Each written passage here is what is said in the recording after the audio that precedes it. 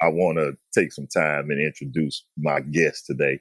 So please tell my people and your people a little bit about yourself.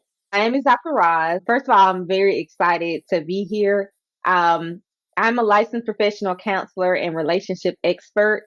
So I do a lot of work with Black singles and couples, but I work with all clients of different walks to help them accelerate their life to where they want it to be, to help them to strengthen and repair their relationships. Well, I am honored to have you here. I mean, I've messed up enough relationships where I can definitely use your advice. So hopefully today we'll get something out of this that can help not just myself, but maybe someone else out there.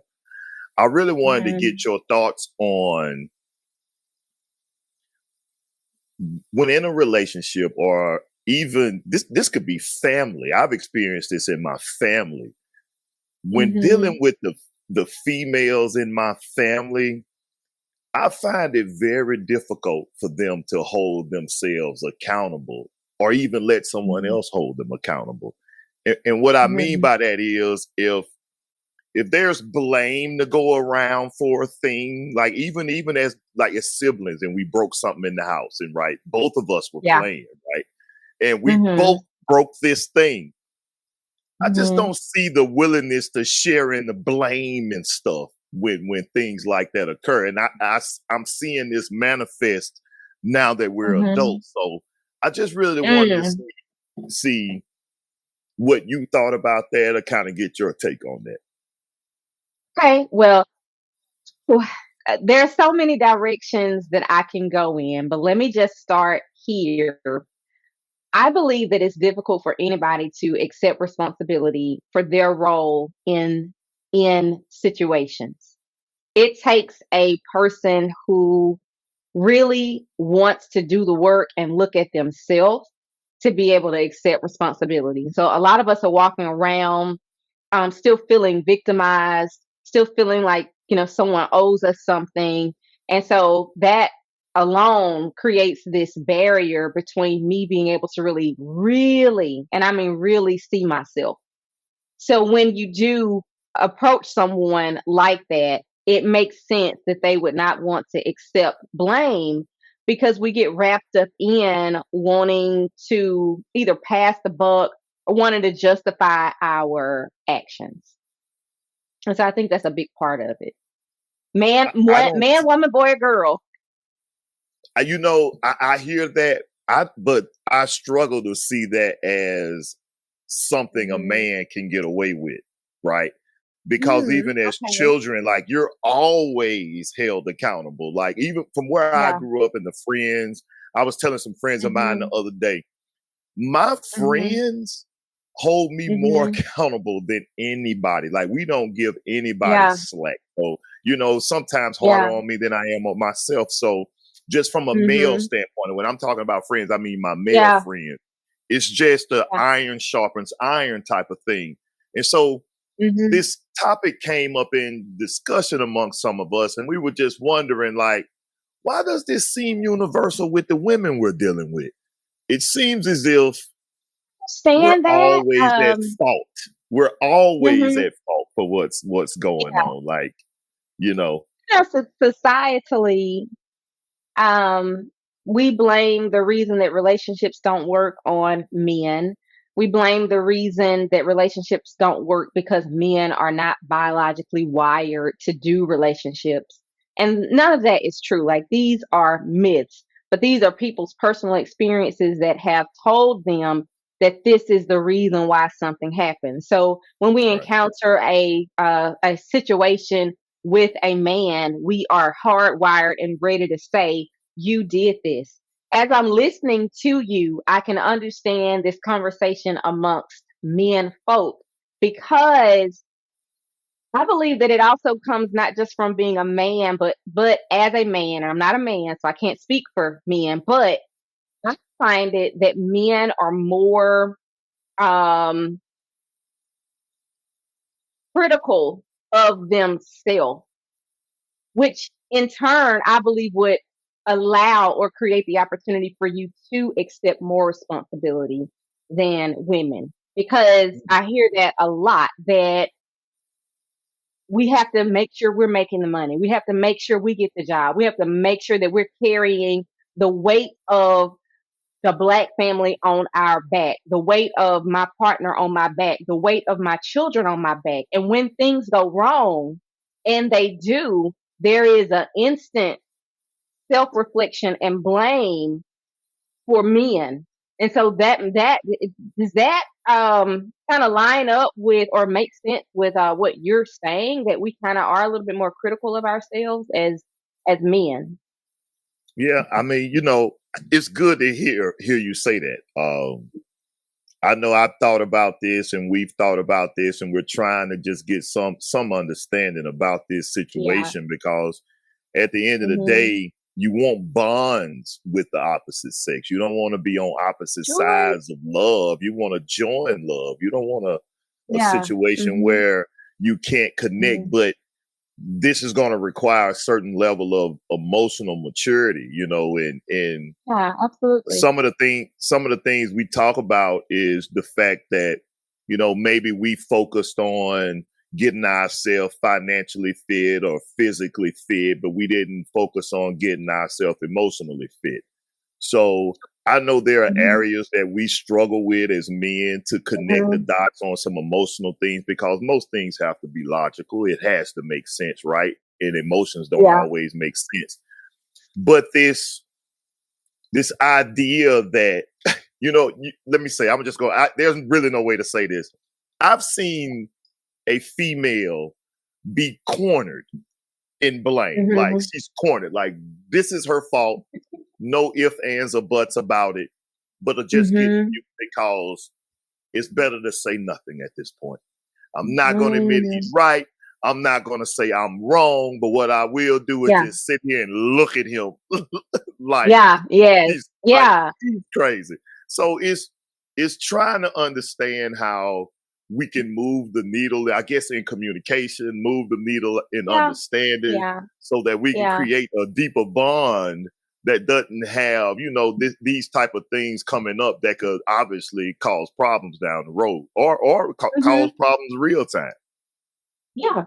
So what we're talking about, maybe gender differences in accepting responsibility versus taking blame versus it wasn't me, it's you. But there's also something to be said about the way we communicate with each other in order to make a complaint, all right, versus blaming someone. So as we're, kind of having the discussion about relationships, there's two things that I'm hearing here. One, sometimes we have a harsh startup with our partner or with people, and just don't want to accept blame because they're feeling very criticized, because one person is starting the conversation very harshly. And so our research shows that the way that a conversation, and this isn't even research, this is just real life. The way you start a conversation is going to be the way that the conversation ends. If you start it harshly, you're not going to get the outcome that you are wanting, right? So then there's that. We have to learn how to start healthy conversations, keeping in mind, what do I want this person's emotional response to be? And it's not manipulation, but how can I communicate this in a way to where my I'm feeling heard and they are also feeling honored too. Then the second part of that is, there's a problem that men and women have across all, races, nationalities, or what have you, when they're trying to have communication. And that is that if a person feels criticized, the obvious response is going to be that they become defensive. So defensiveness looks like two things. Either you're going to come back with counterattack, and you blame me for something, so I'm coming for you. I don't know what people argue about money. People argue about, like, who was supposed to clean the house. And so you're coming to me and saying, I know you left this in the corner of the room. And then you say, well, you didn't sweep the floor. Right, That's a right, counterattack. right. Okay. Exactly, So exactly. now we still have a dirty room, right? And then Right. the second thing we do as far as defensiveness is that we play the innocent victim. well, I can't believe that you would say that about me after all that I'm trying to do to support you and support this family. And Heard it all. all the it's being defensive. And so the antidote to that is to accept responsibility. So whether you are a man or a woman in relationships, it's not about one person over the other. We're trying to build team, we're trying to build partnership, and we always have to have in mind that the relationship is what we are trying to protect. So relationships are like babies to me. It's something that you're going to have to nurture. And either you're going to choose to nurture the baby or you want to focus on nurturing your ego. Yeah, I mean, a lot of what you said, it rings true. I think about how I've had the conversations again with women that I've dated and with friends, and Mm-hmm. oftentimes I feel like us guy folk remain prisoners of our past. It's like Ooh, okay. I could have an issue. Say, for example, you forgot to get the dry cleaner for me today, right? Mm-hmm. And I had a big meeting that I needed to get to, and you didn't get the Mm-hmm. dry cleaning, and I'm Yeah. like, but you told me you were going to get the dry cleaning, and here we go. Well, you remember I told you to, and you, Mm-hmm. what And does you that have didn't. to do? I don't Mm-hmm. understand what that has to do with the fact that on this day today, you forgot my dry cleaner, but now I have to hear about the mistakes I Mm-hmm. made all of this time ago, and it creates a cycle of what lack of productivity is the best way It I can. does. Just a cycle of Yeah. nothing productive, and so to me, Mm-hmm. if what's being said can be Mm-hmm. allowed to nest, maybe in maybe in Mm-hmm. before you respond, before a response comes, because you're right, it's automatically defend myself, defend myself, defend myself, and I Mm-hmm. don't think that's what Mm-hmm. that should exist in a relationship. Like the Absolutely fight not. should be over. It should be over. The fight should be over. Yeah. In a Yeah. relationship, it shouldn't be getting ready for battle when you get called out about a thing. It should be, like you said, searching Yeah. for understanding. Mm-hmm. Yeah. So our relationships start out with that invisible agreement that we're here to build and work together and be a team. But then something always happens, a regrettable incident, a fight, and we never go back and repair it. So then we just start piling trash in a corner and sweeping it to the side. And then the room starts to smell. Then we forget why we're even in here with why am I with this person? And so then no one wants to go back and work on strengthening. They are in a keyed up state of fight, flight, and freeze. And so your relationship begins to feel like you're in the middle of a desert, no room to breathe, and there's a angry animal coming out to attack you, and you constantly feel attacked in your relationship, and then it just becomes toxic, unfortunately. And so, what couples have to do is to start focusing on repairing the things that have happened in the past. That clearing of that trash out is going to be what's helpful for them to pause and start rebuilding as a team. And I like that you mentioned that, if you have an issue with dry cleaning and then they become defensive and bring up something else, that's one of the biggest issues that I see with the couples that I work with and with anybody. We are so busy on trying to be heard that we do not listen.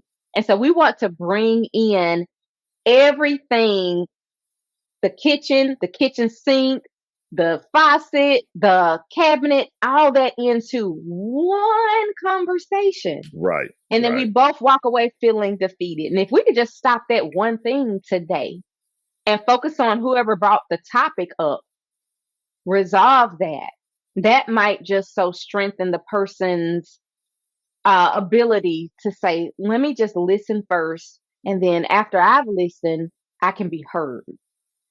I think I'm listening to you speak about this. That takes effort.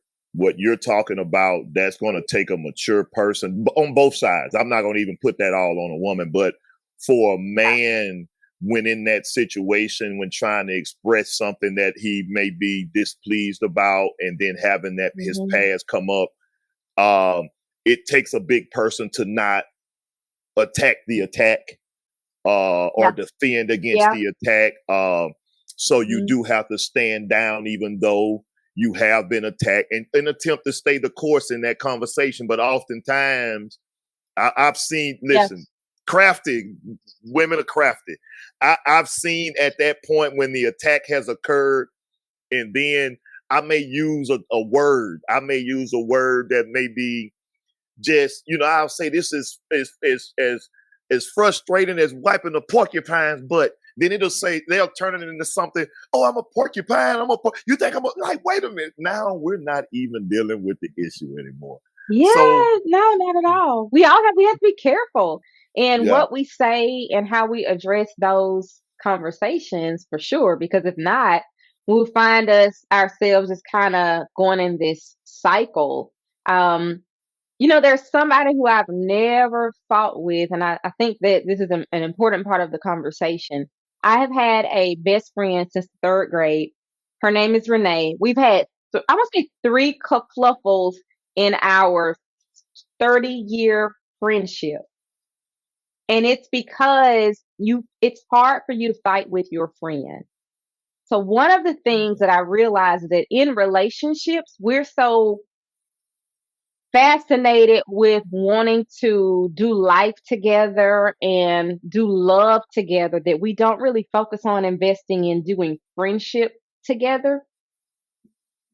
And if you would build a firm foundation of friendship first, conversations and conflicts would drastically decrease because of that. yeah, I understand, because I know people that are with people that they don't like. You know, I mean, I'm not even Yes. listen. I mean, Ah, they love them, but yeah. you question whether they like the person. So I understand what you're saying, that you have to have a connection that's really meaningful. You have to have Yeah. something that's really there. And I don't know, maybe people falling out of like with each other, because Yeah. I don't know. Definitely. I Mhm. struggle with just, I don't want nobody to feel like they can't get past the situation, especially if I've forgiven you for it. Like, if I've forgiven Yeah. you for this, then I don't look to bring this up until you do that thing again. Now, if you do it again, Mhm. now, okay, now what are we Yeah. actually dealing with here? So, Right. um, Yeah. it's Mhm. just interesting, because what I would want to do is have all of us obviously move forward in our relationships, move forward with our connections, and not have a Sure. situation where lack of communication derails everything you're Yeah. trying to work on, right? Mhm. And it's okay. It's okay to make mistakes. It's okay to admit you made a mistake. And I Absolutely. don't know if I can get that message out in some kind of way and help some of my women friends understand, like, look, Mhm. a guy pointing out a mistake that you have made is not the end of the world. It's just, something that Right. need to be maybe paid more attention to.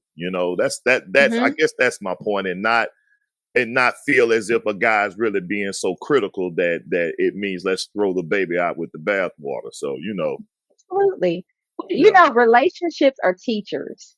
And so I believe that whenever we encounter someone and we allow them into our space, sometimes they rub up against the thing that they have no idea is rubbing up against you. And so you can rub up against my insecurity. You can rub up against my fear of being abandoned. You can rub up against my fear of um, the way that I think about myself. And you can say that one thing that sets it off. And Mhm. now you're the enemy versus what needs to happen is I need to recognize when it's my stuff versus your stuff versus the relationship stuff. Right, right, right. That's a Yeah. good point. What I was hearing you say in that moment, when these things are coming up, don't take it so personal. Like you have to, Exactly. even though Yeah. we may be in love with each other and we have all of this going on, don't take what's Mhm. happening in this moment so personal that it could Mhm. potentially derail what we have going on. Let's just deal with this moment, this incident in this moment. I like that concept. It's almost like living your life that way and staying in the day to not get so overwhelmed with everything that's going on. Yeah. Let's be in this day. So the same thing, let's be in the Mhm. moment and not get beyond Yeah. the moment. That's a good Yes. way. I mean, that's a good suggestion. Let's figure out how to keep conversations in the moment, Yeah. you know. And sometimes we get too close to it. And it's okay to give each other a break. And I'm not saying go 2 to 3 days without talking to each other because now you're rubbing up against my neglect stuff. And I'm going to Mhm, react, mhm. Right, based right. on that. But if Yeah. we give each other a break, and a break is like it's 30 minutes where we can not be in ear range of each other. I don't have to see you because I need to bring my body back down to a state of calm. All right. So that's how long it takes the body physiologically to calm down so that we can then go back and look at this as if we are watching a movie play out and we are the characters in the movie and we are the people who are watching because sometimes we're too close to what happened. We can't see ourselves. We can't see that you had a point, and everybody has a point, right? We all get triggered. We all feel some type of negative emotion. We all feel disappointed. We all feel hurt. We're not just angry people, but we Mhm. feel something else, and we have to pull back so we can acknowledge that and then make a constructive plan between the two of us as to how we're going to move forward if something like this should happen again. And that's the problem too, is that we're just apologizing. We're just kissing and making up, and it's just looking like a bunch of invisible trash in the middle of the floor. I'm just, Yeah, for you lack know of a better what? word. Listen. If more people saw a disagreement as an opportunity to make up, I think relationships would be a lot better. You know, Yes, this. You know what, baby? yes, My bad. I forgot to take out the trash. Let me get some. Like, let's make up. It won't happen again. I'll leave the trash out tomorrow just to be able to make up again. You know. So I get it. Maybe it's a shift in mindset. We should see these as yeah, opportunities to make things better after we, and not just a mistake. And oh, he's blaming me. Oh, the past is yeah. coming back to me. Let's stay in the Hmm. moment and let's really learn from this and use this opportunity to make things better for us. I think that's really good advice. Yeah, yeah, yeah, Well, absolutely. listen, I don't want to hold you any longer than I have to because I want to be able to do this again sometime, and I know that you're busy. But Absolutely. listen, Yeah. let my friends, let everybody know where they can find you. How can people get in contact with you if they want to connect with you? Yes, so certainly it was a pleasure to visit with you today. I had a real fun time. You can catch me on I live on my website. So I'm at rosalindashford.com. That way you can find me social media wise and everything. And we just created a brand new community called Black Love Elevated. You can join the community for free, but it also offers people the chance to have conversations like these all the time. So we have a daily chat about Black love and relationships, and it's a space that we've created for people who want to change the world through changing the ways that we love. So catch me over there too. I'd be All honored. right. Well, thank you so much for your time. I hope to do this again. So awesome. I look forward to it.